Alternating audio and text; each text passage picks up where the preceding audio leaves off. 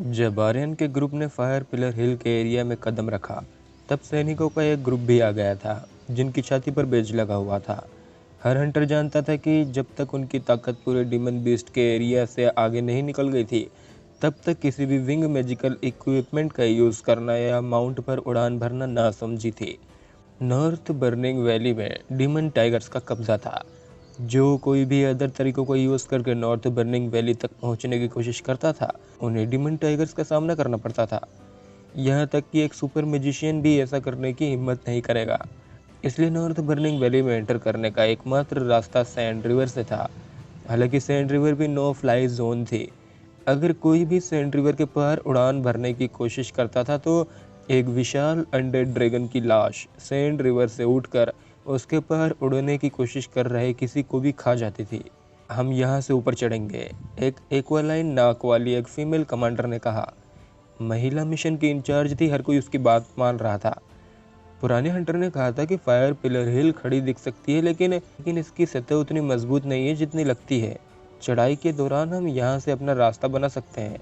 समय कम है, हम आज रात कदम उठाएंगे। हम किसी और को हम पर हावी नहीं होने दे सकते। कमांडर इशिता, अग्नि आपदा फल किस लिए है? हमें इसे ढूंढने के लिए यहाँ क्यों भेजा गया है?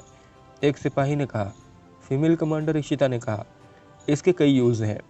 मैं तुम्हें यह बताती हूँ। इसका यूज़ करने का सबसे सरल तरीका इसे केवल एक सोल ग्रेड फायर सीड को रिफाइन करते समय एक रिजेंट के रूप में माना जाता है और सक्सेस रेट 100% हो जाती है। एक सोल ग्रेड मटेरियल जिसमें 100% सक्सेस रेट है। सैनिकों की आंखें चमक उठी। एक सोल ग्रेड फायर सीड कुछ ऐसा था जो हर मैजिशियन की पावर को 4 गुना तक बढ़ा देता था।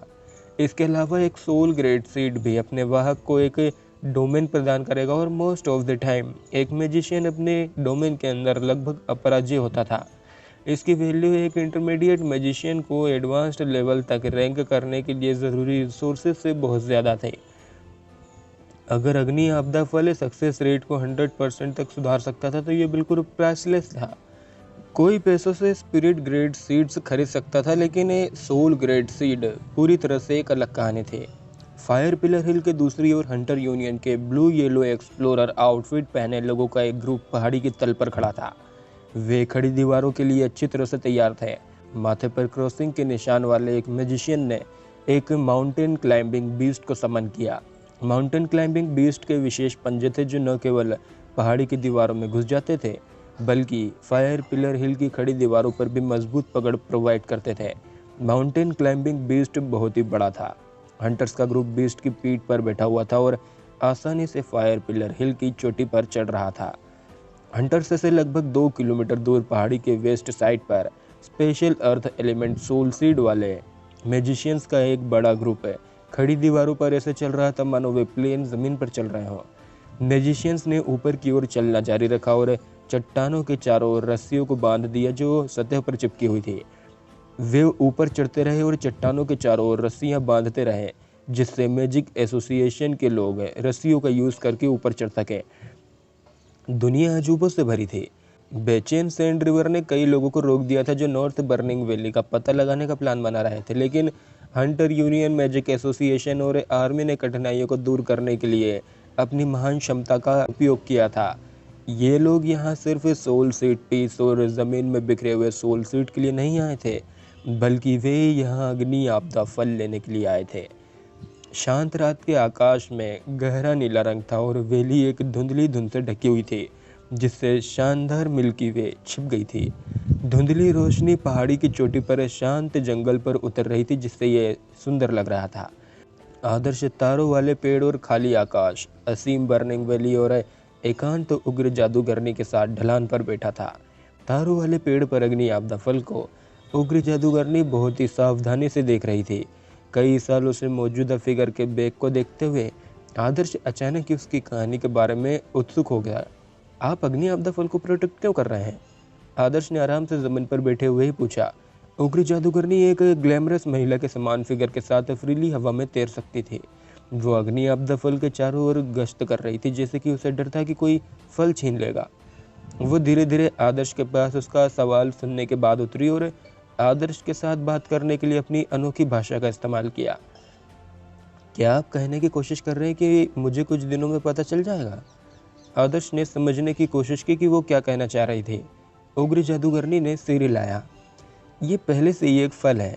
ये पॉसिबली एक पेड़ में खिल नहीं सकता और फल नहीं दे सकता है ना? आदर्श ने कंफ्यूजन में पूछा। आदर्श को याद था कि साधिका ने कहा था कि अग्नि आपदा फल पैदा होने के कुछ ही समय बाद गायब हो जाएगा। उसके पिता ने कई बार अग्नि आपदा फल की तलाश के लिए किसी को भेजा था, फिर भी वो हमेशा उस समय से चूक गए थे जब वो अभी भी अवेलेबल था। वो किसी ऐसी चीज़ को प्रोटेक्ट करने की कोशिश क्यों करेगी जो समय के साथ गायब हो जाएगा? ओह, क्या आप पूछ रहे हैं कि मेरा शरीर कैसा है? आदर्श अपने पैरों पर उठा और अपने शरीर को चेक किया। उसके जोड़ों में कुछ हल्का दर्द के अलावा उसका शरीर ठीक था। उसने उस उग्र जादूगरनी से जो उसके बारे में चिंतित थी मुस्कुराते हुए कहा, मुझे लगता है कि मैं अब ठीक हूँ। मुझे जाना चाहिए, मेरे दोस्तों को मेरी चिंता हो रही होगी। मुझे बचाने के लिए थैंक्स। अगर आपको मेरी मदद की ज़रूरत हो तो बेझिझक मुझे बताएं। आदर्श ने उग्र जादूगरनी से कहा।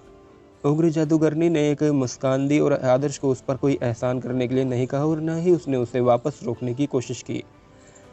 मुझे लगता है कि अब ये वापस जाने का समय है। उफ, फ्लेम बेले का कोई साइन नहीं है और अग्नि आपदा फल आपके हाथों में है। शायद मुझे बस कोशिश करनी चाहिए और सोल सीड्स और सोल सीड पीस की तलाश करनी चाहिए और उन्हें कुछ पैसों के लिए बेचना चाहिए। आदर्श ने खुले दिमाग से आ भरते हुए कहा।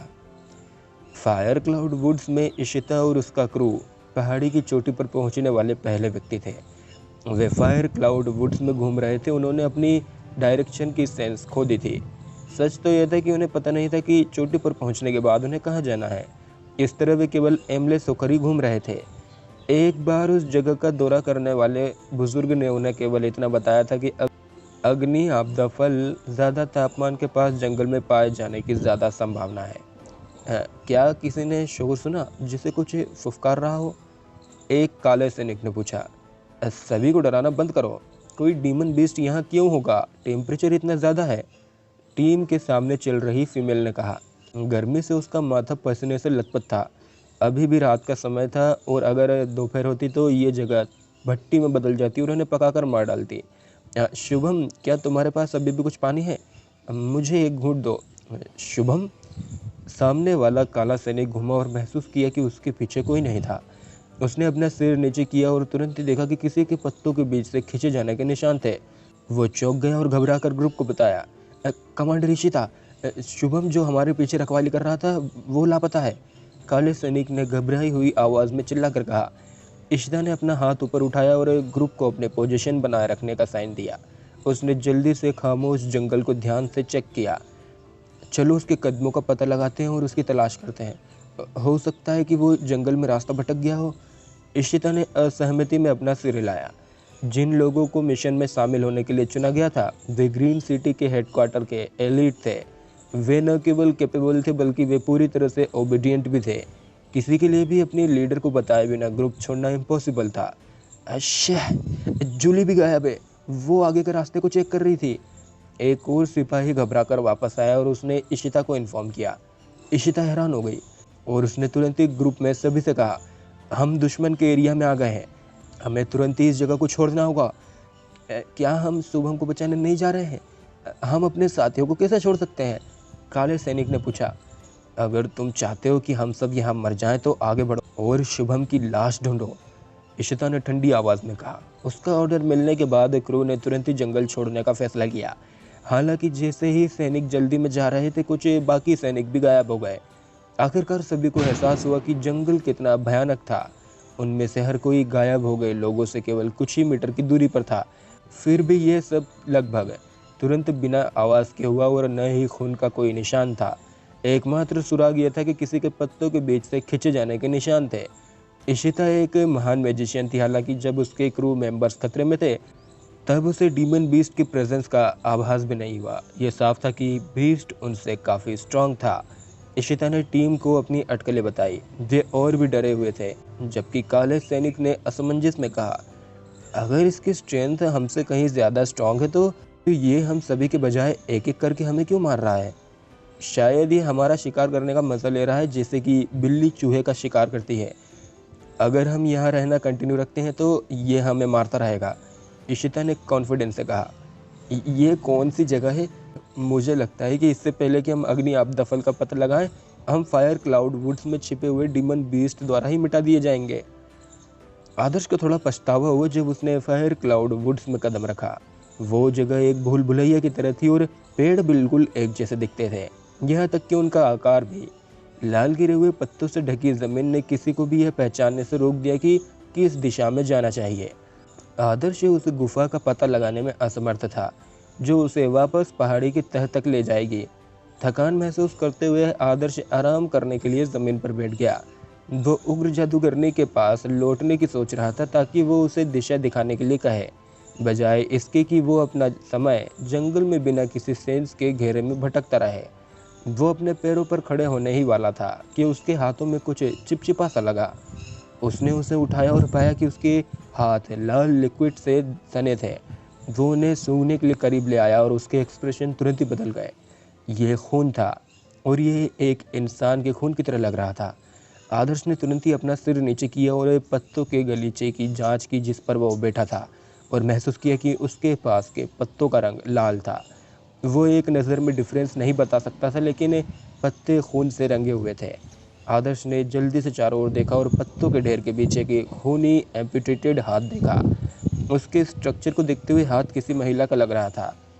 आदर्श लाशों को देखने का आदी था। उसने पाया कि महिला की मृत्यु बहुत पहले नहीं हुई थी और उसने उसके शरीर के बाकी अंगों को ढूंढने की कोशिश की, जबकि वो सोचने लगा कि क्या कोई अदर मैजिशियन बर्निंग वैली में आए हैं। कुछ देर इधर उधर देखने के बाद उसे एक बैज मिला, जिससे आदर्श को पता चला कि महिला एक बेटल मैजिशियन थी। ये जगह न केवल एक भूल भुलैया की तरह है, बल्कि इसमें बहुत सारे डिमन बीस्ट भी हैं जो इंसानों को खाते हैं। उम्मीद है कि राधा और बाकी लोग यहाँ नहीं आए होंगे, वरना ये बहुत ही खतरनाक होगा।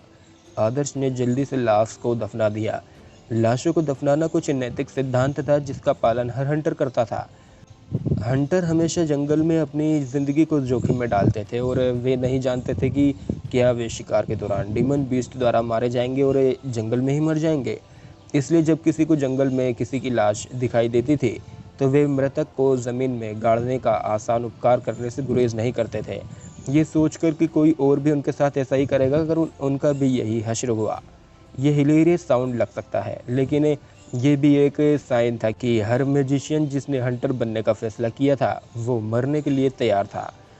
दूसरों को अग्नि आपदा फल खोजने की इच्छा हो सकती है, लेकिन आदर्श पूरी तरह से उसमें अपना इंटरेस्ट खो चुका था, क्योंकि पहला तो अग्नि आपदा फल की रखवाली करने वाली उग्र जादूगरनी बहुत ही स्ट्रांग थी, इसलिए फल लेने की कोशिश करना आत्महत्या करने के समान था।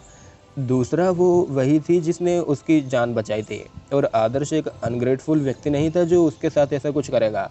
उसका मेन फोकस राधा और बाकियों को ढूंढना था, जबकि बर्निंग वैली के कुछ नेचुरल प्रोडक्ट्स को लूटना था ताकि शहर लौटने पर वो उन्हें बेच सके।